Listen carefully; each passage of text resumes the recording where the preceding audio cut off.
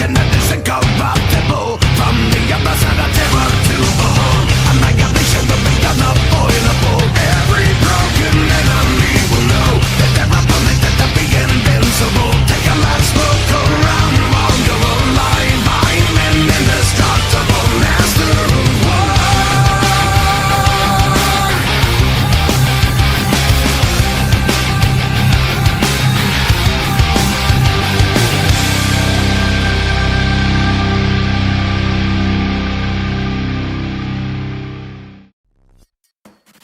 Very little of Bob Velseb's backstory is known, with our earliest knowledge of his life being from Spooky Month 5, where we find out that he used to work as a chef at the restaurant chain known as Boys and Grills. Sometime after this, during the events of Spooky Month 1, he would try to break into Skid and Lila's house and almost immediately get arrested. Several years later, Bob would break out of prison and go on a killing spree, murdering 8 people before finally turning his sights back onto the people he meant to kill years ago. He would hunt Lila, Skid, and various other members of the town relentlessly, before a group of police officers already hunting him down would run him over and unload a quite frankly comical amount of lead into him, finally putting a stop to Bob's reign of terror.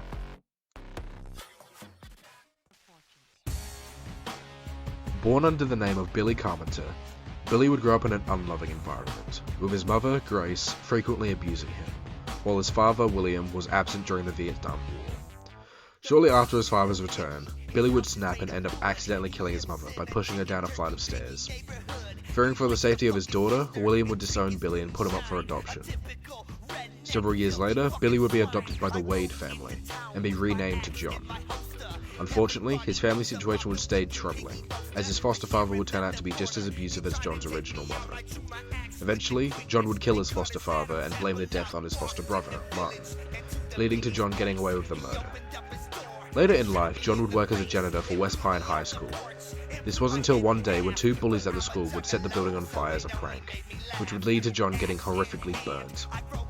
After this, John would effectively go on a murder spree, killing well over 50 people in the name of getting his revenge on all who wronged him. This spree would come to a close, however, when one Detective Brian Powalski would track down and shoot John. This, however, would only delay John's violent spree, as after the emergence of a copycat killer, John would re-emerge 6 years later to continue killing. This spree would continue on until both Detective Powalski and William Carpenter, who knew each other from the war, would team up one last time to take down John. This would culminate in William's death, but would allow Detective Powalski to deliver the finishing blow to John, putting an end to the pale grin once and for all. Howdy everyone, I'm the Solar Spartan, here to bring you episode 4 of Versus Vortex, where today we'll be pitting Bob Velseb from Spooky Month against John Wade from the Happyhills Homicide games. With another surprisingly short intro, let's get started by comparing these two physically. What are you gonna do? Season me! From what we can estimate, Bob Velseb was a human man, and while no official statement has been given, we can use what the voice actor says as a general point of reference. According to Bob's voice actor, Corey Levere, Bob was born in 1969, making him around his early 50s by the time of Spooky Month 5. It should also be noted that due to his amulet given to him by the cultists, it's likely that his age shouldn't hinder his performance at all, as the amulet is shown to make those who wear it highly resistant to damage, and possibly grant immortality. As for Bob's height, we have nothing, which means we'll have to go digging through his appearances and work from there. So, in this one scene in Spooky Month 5, we can see Bob in front of an empty door frame. Since we know from this phone code that the series takes place in Arizona, we can compare the height of an empty American door frame to see how tall Bob is, which comes out to 6'8". What? 6'8"? Nah, that's gonna be off. Well, we see from comparing him to other doors and the bathroom stalls that he might be around 6 foot-ish. And this one person on Reddit calculated Bob to be around 6'1". I have no clue how you measure real life height from pixels, but it's something. The range is all over the place, and a part of me just wants to go into the middle and say he's 6'6" for the meme. But if I had to guess, I'd say maybe 6'3". He's taller than most people, but not ridiculously so. While not quite the chatty 6'8" or the funny 6'6", he's still pretty big. Now that that's done, let's actually talk about Bob's physical stats. The best we have to go off for Bob's strength is a scene in which he is shown walking up to a victim. His name's Strebber, by the way. and is shortly after shown eating their dismembered arm. Keep in mind, the time between him being in front of Strebber to him chewing on the fucking bone of his arm is around 7 seconds, which means he managed to either cut off or rip a dude's arm off in around 5 seconds flat. If we assume he ripped it off, being able to do such a thing requires around 3,000 to 5,000 newtons of force. 100 newtons is equivalent to around 22.5 pounds of force. This means that at the higher margins, Bob is capable of outputting well over 1,000 pounds of force with just his bare hands. Also, side note, but the fact that he managed to eat it down to the bone in less than 10 seconds is crazy, and somewhat of a speed feat in itself. Speaking of which, speed is where Bob shows off his more supernatural side, as he's been shown capable of disappearing completely from sight. Now, the best showings for human eyesight estimate that humans can recognize objects that appear in their line of sight for as little as around 1/250th of a second, aka 4 milliseconds. And the human eye can see up to 270 degrees of a total field of view. For Bob to have completely leave the line of sight of fast enough to not be seen, he would have to be moving around 2,556.82 miles per hour, or in other words, just over Mach 3. Keep in mind, that's after Bob was already run over, so he's likely capable of moving faster when uninjured. If you want to consider this just horror character shenanigans, then he moves about as fast as an average person, so there's that if you want to be unfun. Speaking of injuries, Bob has taken his fair share of them, and managed to keep fighting through them. Injuries such as being run over and shot 36 fucking times, 34 in the front, twice in the back. On the topic of him getting run over, the cop car that hit him best resembles a Dodge Polara, which can reach speeds up to 149.6 miles per hour, or 240 kilometers an hour, and usually weighs just a smidge over 4,500 pounds, just over 2.25 tons. It's evident that the car was likely going decently fast, as by both the speed it hits Bob, along with how Bob's body handles the hit. Bob is sent flying into the air after being hit, which suggests that it was going decently fast, as he would have simply rolled over the top of the car or be crushed beneath it if it were travelling slowly. Now, I can't put an estimate onto just how much force it is required to have this happen or survive it. Go fish, people haven't researched this kind of stuff. But I'll just inform you that statistically, 90% of pedestrians die from impacts with cars going over 40 miles per hour. So Bob being able to effectively walk off a car going fast enough to send his big ass flying is pretty impressive by human standards. From what we can estimate, during the events of Happyhills Homicide, John Wade would have been a human man in his late 20s to early 30s. This estimate comes from the time frame in which the game takes place, as John killed his mother in 1967, and the fire which burnt him and set him on a spree is stated to have occurred in 1983. And considering that John is shown being a child at the time of killing his mother, the addition of 16 years would make him at bare minimum around his 20s. That number only going up by the second game, which takes place 6 years after the first. He would also stand around... Oh, fuck, not this shit again. Okay, so if we compare John's height to this dumpster, we get an average of around 3'5" to 6'8". Well, that isn't very useful. So, okay, this is a Morning Star he's holding. Not a mace, it's a fucking Morning Star. Learn the difference. Which are around 19 inches in the one-handed variants. That makes John... I don't fucking know, I don't speak American. Let's be nice and say that he's around 3 times the size of the Morning Star, which would make him around 4'7". Fuck it, let's say he's in the 6 foot ballpark. He's clearly a bit over a head taller than this dumpster, but he's not stupidly tall compared to normal people.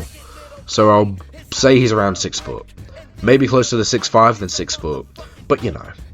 Getting onto the actually important stuff, John is shown being strong enough to overpower athletic humans, and has been shown taking out 15 bikers in a bar fight, suggesting that he's easily able to overpower the average person. Furthermore, he's also shown breaking bones with ease, as shown when he managed to pierce through a man's skull, and when he stated that he'd easily be able to snap a person in the neck. This all goes to suggest that he's capable of manhandling most people, which is reflected in gameplay, as getting within melee range of John is basically a death sentence. As for speed, John is about as fast as an average person, and there's no outright showings of running. He also has a habit of slowing down noticeably when he's about to kill a victim, though this could just come down to a gameplay mechanic. He also has occasional showings for disappearing completely from sight. though this time it's harder to gauge a concrete number for his feet. Whether or not you want to put this down to horror shenanigans is up to you. Durability is also about what you'd expect for a typical slasher. He's been shown overpowering victims that try to fight back against him, and has taken several gunshots without going down. But as was shown in the endings to both games, too many shots or a well-placed shot to a vital area would be enough to bring him down. Thank fuck that's done. Getting down to strength, both seem to be about even, as Bob's arm-ripping feat and John's claims of being able to snap a person's neck actually fall around the same 1,000 pounds of force range. Speed also seems to be somewhat even, as both demonstrate the ability to move fast enough to disappear completely from sight. Though I would give Bob the slight edge in this category, as he has been shown moving faster overall, aka we actually see him run, whereas the most we see John do is walk slowly. Now you could just put this down to being a gameplay mechanic, or even just a horror trope of John choosing to savour his kill, which I would argue only makes things worse for him. If he has a habit of taking his time with kills, then it's only going to allow his opponent extra time to fight back. Durability is where these two stop being comparable, however. We've seen John go down with a well-placed gunshot, whereas Bob has been shown taking over 30 gunshots, and being bit by a car, and being run over several times more before finally going down.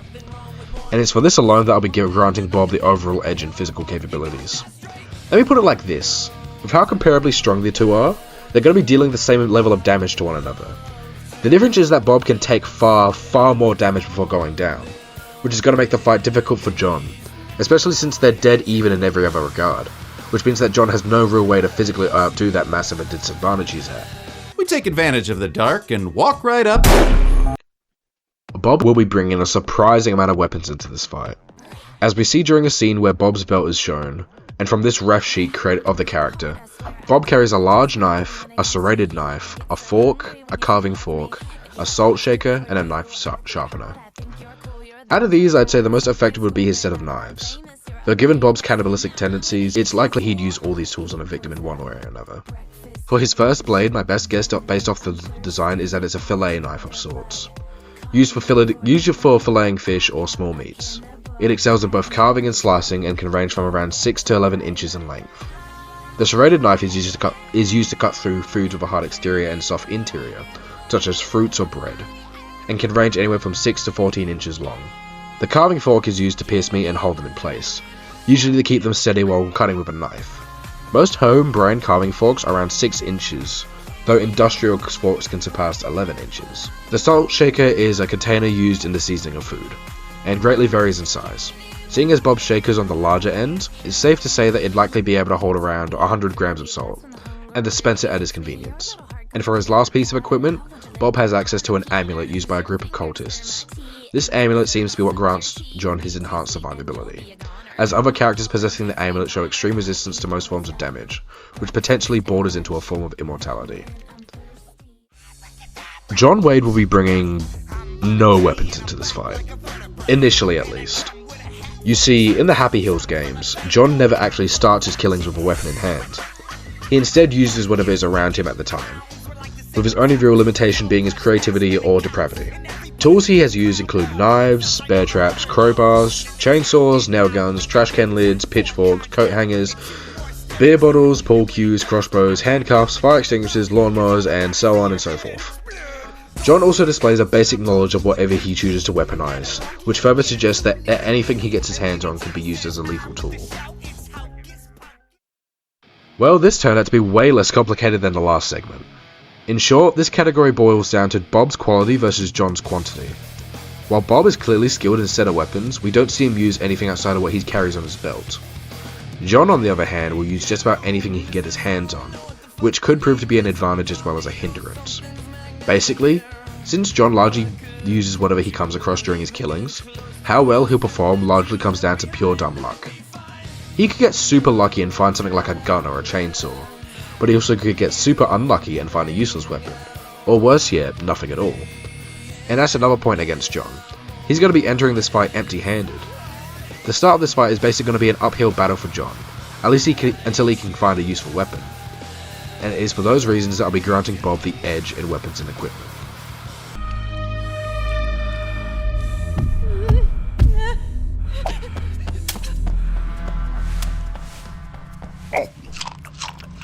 In terms of tactics, Bob is surprisingly simple-minded.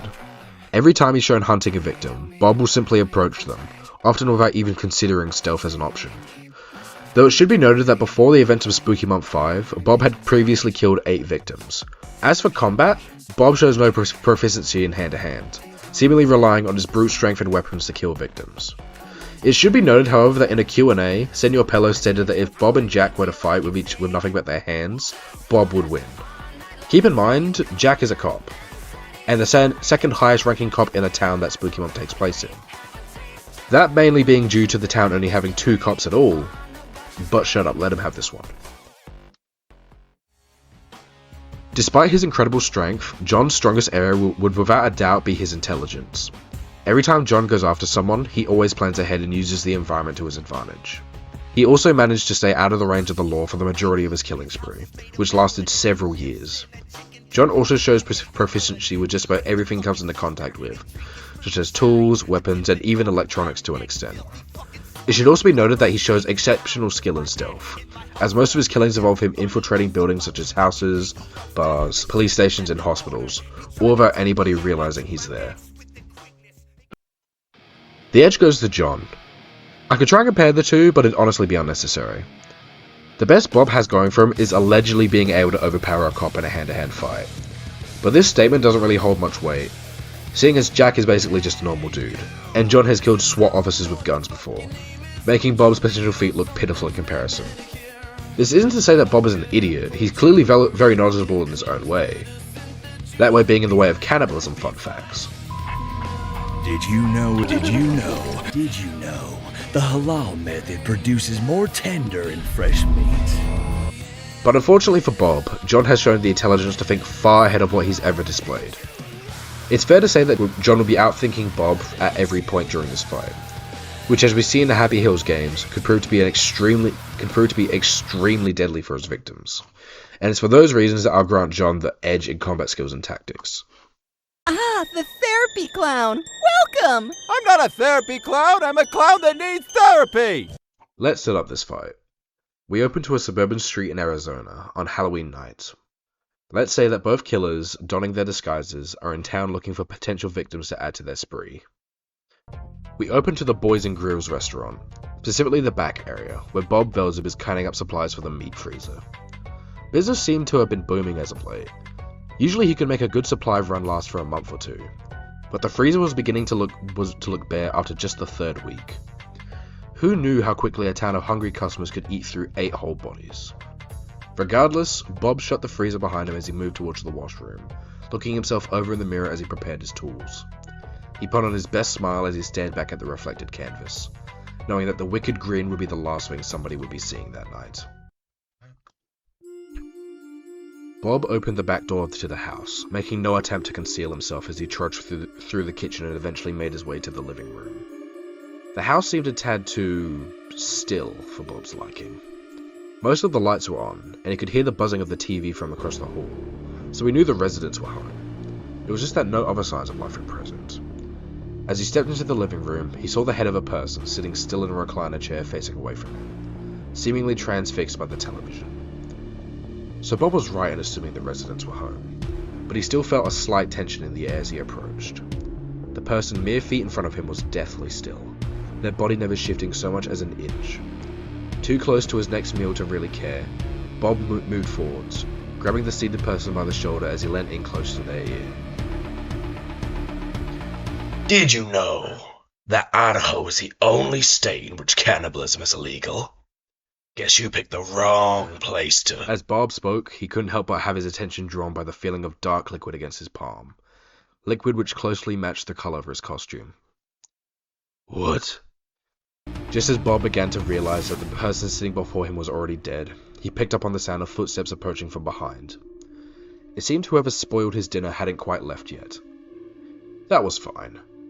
He just hoped that whoever decided to interrupt his meal was someone worth taking a bite out of. As John raised the knife to stab into the intruder, he was taken aback to see the large man spin around and match the striker with the blade of one of his own. The two killers looked into each other's eyes. Bob's were erratic and wild, while John's were cold and barely visible beneath his mask. The two pushed against each other's strength, seemingly at a standstill as neither man budged. John, seeing no way to brute force his opponent, used his free hand to reach for the table beside the recliner. John managed to grab a small lamp and swung it upwards, hitting Bob hard enough for the glass to shatter against his face. The blow stunned Bob enough for him to stumble backwards and trip over the recliner, sending him tumbling over the chair and onto the floor. Bob gritted his teeth as he stumbled to his feet, eager to gut the clown who had the nerve to ruin his night. As he stood, however, Bob saw no clown. He growled as he picked up his knife, immediately tending to sharpening it as he slowly walked out into the hall. He decided to go back the way he'd come, sporking out into the kitchen and scanning the area for any signs of John. He stomped slowly through the kitchen, making his way past the cabinet which he swore had been left wide open when he walked in. Bob was salivating at just the thought of the things he'd do when he finally got his hands on that bastard. Screw the customers. Bob was going to enjoy this one all to himself. Just as his mind was on clown stew, Bob's vision spun out of control as he was once again sent reeling, this time by the sting of a plate shattering against his face. He shook off the confusion, standing to his feet about as quickly as he fell on his ass, only to be sent back down to the floor as a second plate collided with his head. John, now out of his hiding spot, grabbed plate after plate from the cabinet, knocking Bob down with rapid succession, the larger man growing more and more irritated. Quit doing that! Powering through the pain, Bob tackled John, causing the plate he was holding to drop onto Bob's head, leaving him more pissed off than hurt. Bob headbutted the smaller man, throwing John off his balance. Grappling with a pale grin, Bob shoved John, the two moving out of the kitchen and into the backyard, their flimsy back door flying open from their struggle. Finally getting his hands on John, Bob slammed him against the garage door, pressing harder and harder as the pale grin fought vigorously. John punched Bob repeatedly, making little progress as his punches seemed to only elevate Bob's rage. Eventually, Bob managed to shove John hard enough for the roller door to finally give in, John being sent falling into the garage as his body tore through the steel. Bob tried to catch his breath, being sure not to take his eyes off of the door, waiting to see what the other killer would do. Sure, he could probably rip the garage door open if he really wanted to, but he wasn't going to risk walking into another trap. Just as John slammed his way through the garage door, he only barely managed to catch sight of Bob as the bigger man leapt over the fence with surprising agility.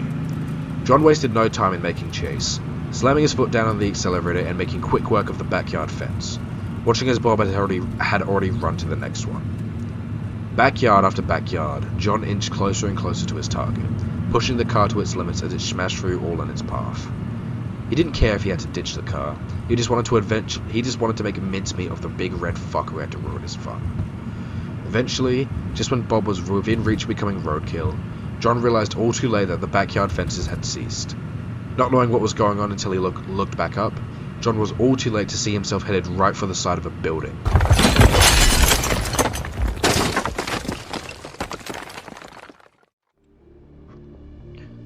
John rattled from the crash, his whole body shaken up as he leant forwards, punching through the severely cracked windscreen before crawling his way out of the car.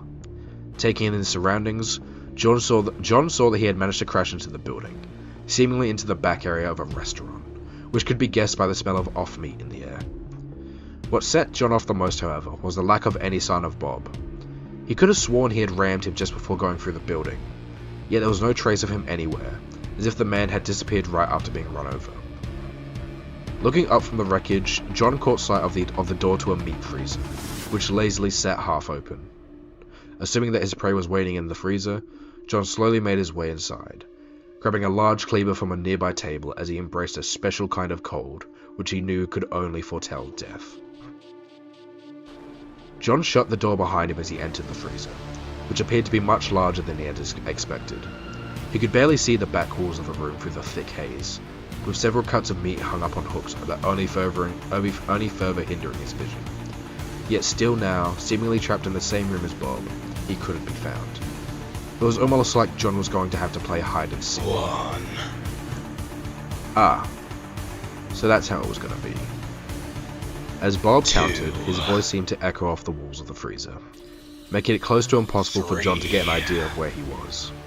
Cleaver in hand, John began to cut through the hooks of meat which decorated the room, slashing Bob blindly in hopes that he'd uncover Bob. Cut after cut, stab after stab, yet still no sign. Bodies piled up, a reeking stench not too dissimilar to death wafted over the room, almost overpowering John's senses. Almost. Through the sensory overload, John could make out the unmistakable sound of heavy footsteps closing in from behind him. And just as Bob's count reached its climax, John spun on his heels, this time being the one to narrowly avoid a sneak attack.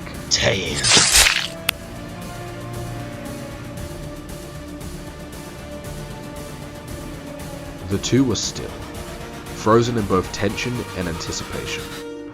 Both were curious as to who managed to get the lucky hit in. From the cold sweat the two had managed to build up, it was impossible to tell which man was truly bleeding, especially seeing as neither wavered in their stance, determined to see the other dead. Finally, as the haze finally cleared, John's eyes caught sight of the cleaver, firmly planted through Bob's shoulder, buried deep enough to almost reach his chest. From what could be distinguished from Bob's red sweater, a steady stream of blood pooled from the wound, the red splotches pooling into a thin puddle upon the cement floor. John watched as Bob's shoulder oozed, the bloodied limb apparently still making a sturdy resting spot, as John fell forwards against Bob. The pale grin felt faint, the strength leaving his body at a rate he didn't even realize until it was too unbearable to even stand. Bob couldn't help but laugh as the killer before him began to crumble, ripping the serrated blade in and out of John's gut over and over just to add insult to injury.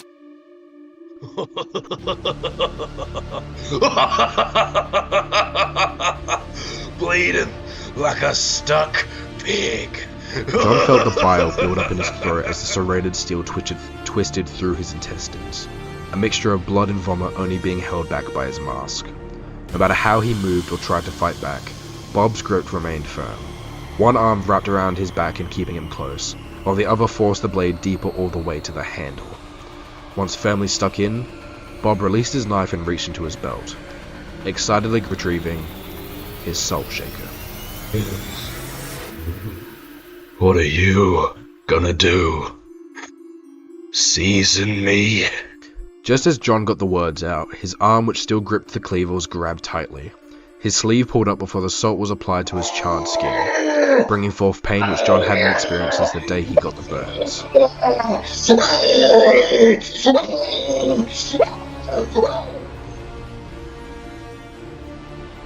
As the last embers of John's strength died out, all he could hope is that whoever got a taste of his remains would choke.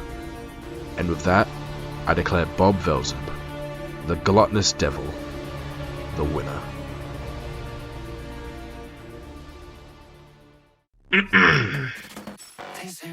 Yummers.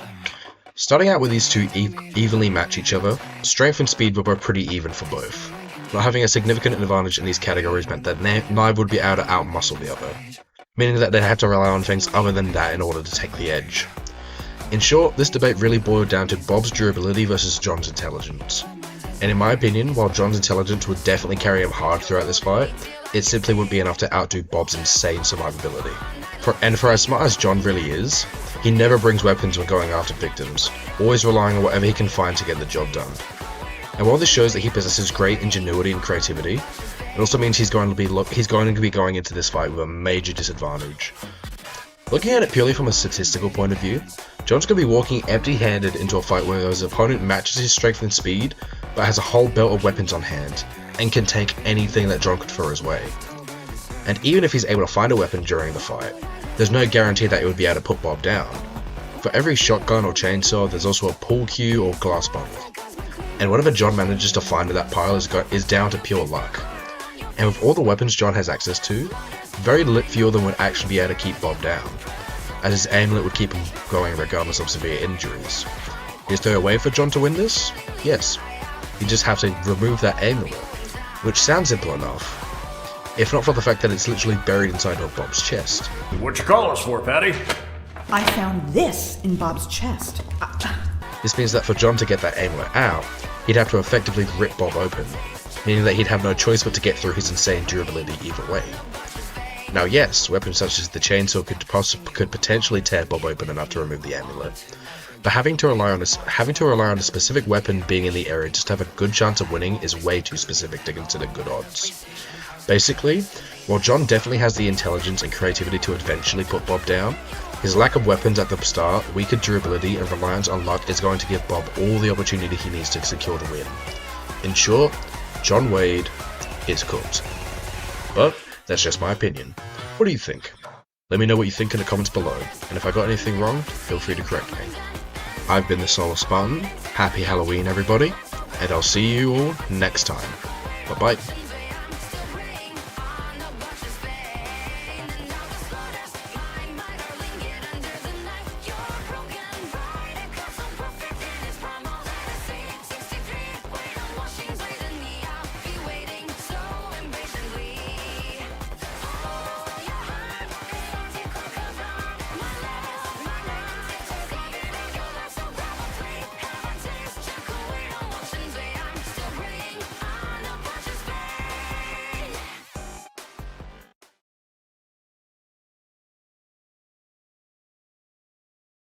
Booga booga!